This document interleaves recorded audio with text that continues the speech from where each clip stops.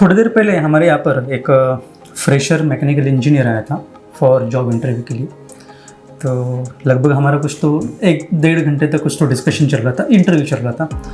तो उसमें कुछ ऐसे पॉइंट्स थे कि जो कि आई थॉट कि हमारा जो ऑडियंस है, मतलब स्टूडेंट या फिर फ्रेशर या फिर जो भी वर्किंग इंजीनियर्स हो, तो मुझे ऐसा लगा कि शायद वो पॉइंट्स हमें शेयर करने चाहिए हमारे ऑडियंस को, सो दैट उसमें से कुछ तो लर्निंग आपको मिले and you can take better step while approaching to the any interview.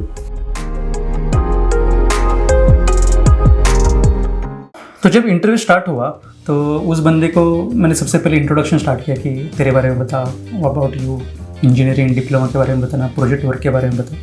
And at the end फिर मैंने उसको पूछा कि तेरा फेवरेट डिपार्टमेंट कौन सा है। उसने बहुत एक्साइटमेंट से कहा कि sir design department. I said okay, and तेरे को दूसरा डिपार्टमेंट अगर कोई दिए तो चलेगा? नहीं, मेरे को बस डिज़ाइन डिपार्टमेंट चाहिए। तो मैं से था ओके ठीक है। तो उसको मैंने बताया कि मुझे बता, ईयरली अपने कंट्री में 5 लाख मैकेनिकल इंजीनियर निकलते हैं। अगर मैं हर किसी को क्वेश्चन पूछूं कि तेरे को कौन से डिपार्टमेंट में काम करने का है, everyone will say design department. Point is कि क्या हर एक को डिज़ाइन डिपार्टमेंट में काम करने का चांस मिलता है या फिर हर कोई डिज़ाइन इंजीनियर बनता है? आंसर ऑब्वियसली था कि नहीं सर। तो आगे फिर जैसे हमारा डिस्कशन आगे गया तो उसको मैंने एक लास्ट में क्वेश्चन पूछा कि चलो ये तो सब डिस्कशन हो गया, now you just answer me कि why should I consider your profile for this vacancy, for this design post. तो उसका एक फनी सा आंसर था, सर मैंने बहुत बड़ा इन्वेस्टमेंट किया। आई सेड मैं व्हाट, मतलब समझा नहीं। तो इस कि सर मैंने 1.5 लाख का कोर्स किया है, 3-4 सॉफ्टवेयर सीखे मैंने लगभग कुछ तो 5-6 महीने में, एंड आई थिंक तो वो मेरा डेडिकेशन है, इंटरेस्ट है, so I will be suitable candidate for this position. So it's like कि 1.5 लाख का कोर्स तूने इन्वेस्टमेंट किया है इसलिए मैं तेरे को सिलेक्ट करूँ इस डिपार्टमेंट के लिए। तो मैं बताना चाहता हूँ हमारे ऑडियंस को, मतलब भले आप स्टूडेंट या फिर वर्किंग इंजीनियर हो या फिर फ्रेशर हो, जब कोई कंपनी ऑफर करती है जॉब, उनका कुछ तो एक रीज़न होता है कि वहाँ पर उस पोजीशन पर आपको हम लोग क्यों सिलेक्ट करें।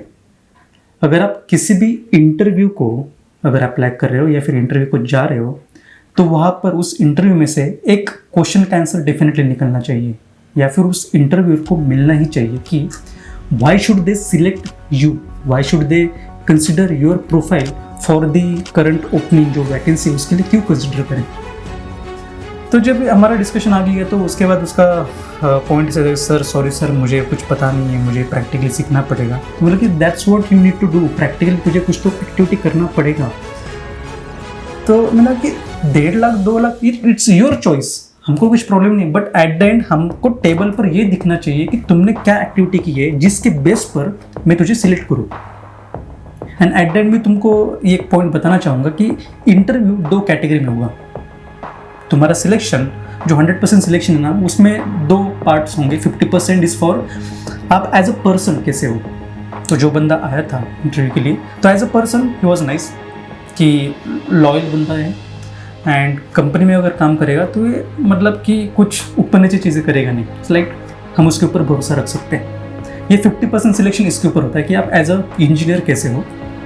सेकंड कि आपका बेनिफिट कंपनी को क्या मिलने वाला है। एट द एंड कंपनी पे कर रही है कुछ अमाउंट, आपको एक्सपेंसिव अमाउंट पे कर रही है for doing some particular work.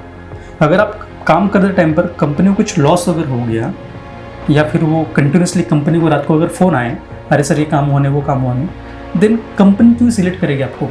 तो रिमेनिंग 50% जो सिलेक्शन है ना, वो डिपेंड करता है कि आपने क्या एक्टिविटी की है। एंड इंटरव्यू में अगर आपका डिस्कशन या फिर इंटरेक्शन वो एक्टिविटी के ऊपर अगर रहा, देन यू नो व्हाट, आपका सिलेक्शन जगह पर होगा।